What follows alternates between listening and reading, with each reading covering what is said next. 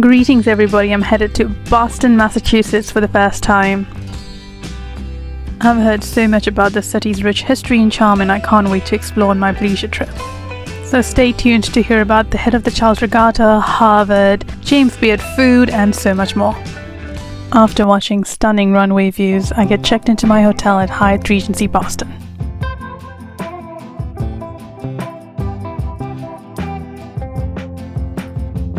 After getting settled, we decide on dinner at Fajitas and Ritas close to our hotel, and then go visit the place where an American classic was born. Cheers! The 1980s sitcom even today remains one of America's most beloved situational comedies. Inside, everything is colorful and cozy, and a fan store to take a little bit of your beloved show home. It must follow that after food and bars, there is shopping. So I am headed to Newbury Street, the famed shopping district in Boston's elegant Back Bay neighborhood. Here at Newbury, I found a way to compensate for a tiring flight.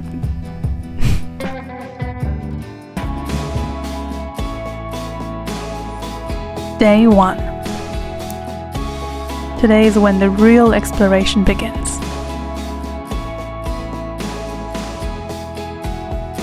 A lot of you love to see the get ready with me part of my videos, but if you just want to stick to the content of travel, feel free to go ahead and skip this part.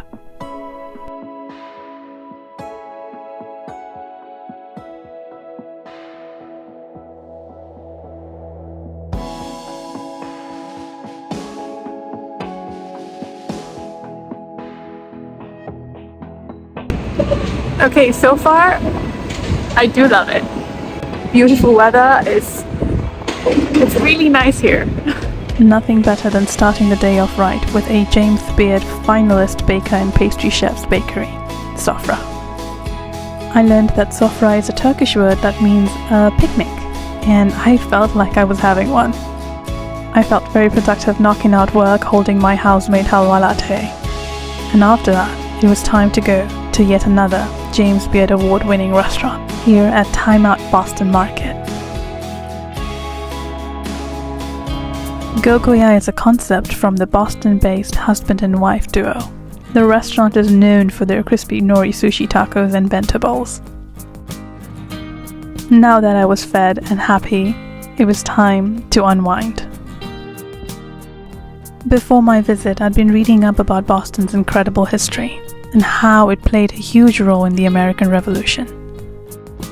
Established in 1634, Boston Common is America's oldest public park.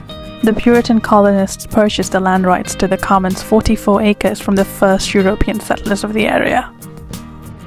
Past the Boston Common was my hangout spot for the night, Carrie Nation Cocktail Club. They say that while Prohibition may be in the past, the decadent and secretive quintessence of the 20s is still thriving in downtown Boston, right here. Good rainy morning, Boston. The reason why I'm really here, the ultimate 2-day rowing competition held at the head of the Charles Regatta. The Charles Regatta is one of the largest and oldest rowing competitions in the world, and it takes place every October. Teams from various universities compete against each other. And the crowds, they show up alright. And me too. I'm determined to have fun despite a rainy day. That is how they look in person. They actually are very, very slender. I'm beginning to have a whole new appreciation of how athletic and fit and lean you have to be able to row one of these things. And they're doing it in the rain. That's amazing. Preparing for an event that attracts over 11,000 athletes and tens of thousands of spectators requires a great deal of preparation. And here's a snippet of the BTS behind my work.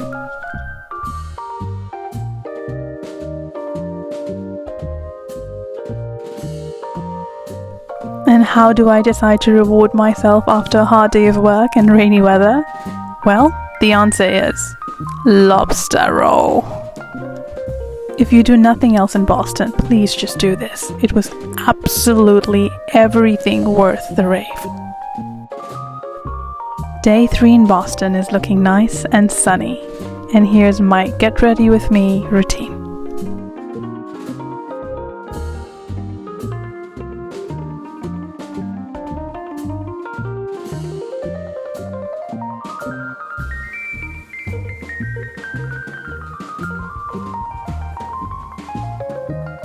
After starting off with a George Howell coffee and some confections, I'm headed back to the regatta for the second and final day.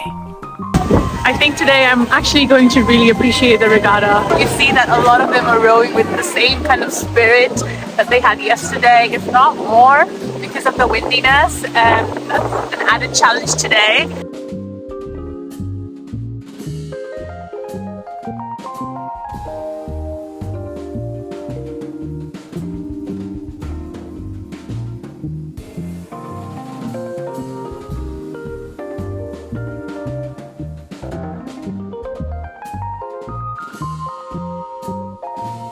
As the workday and event was coming to a close, it was time to head to one of the most iconic names and places, Harvard.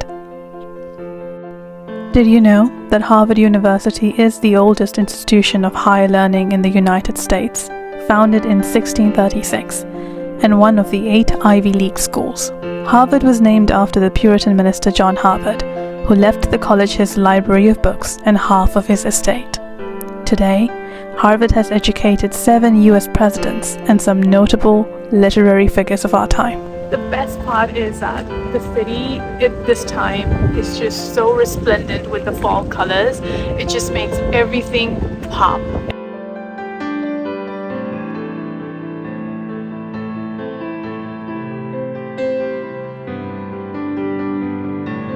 Those trees, I don't know what it is about those trees, it's just... And not long before I said that, something else caught my eye. You know, I didn't quite purchase anything here except for a bookmark, but for a moment it was fascinating to imagine being a college student here. And this is about as intense as my fascinations would go. Even more fascinating is a fact I found out about Harvard Square. This is where George Washington took command of the Continental Army. In a different lifetime, if I were to redo my student experience, I don't know what college I would go to, I don't know what I'd be accepted to, but I would definitely want to do it. I think I'd want to do it in the city. It has my vibe. And just like that, it was time to go home. But I'm taking a lot of good food memories, historical knowledge, and perhaps a tad bit of envy for the students who call this their educational home. But until next time, love and light.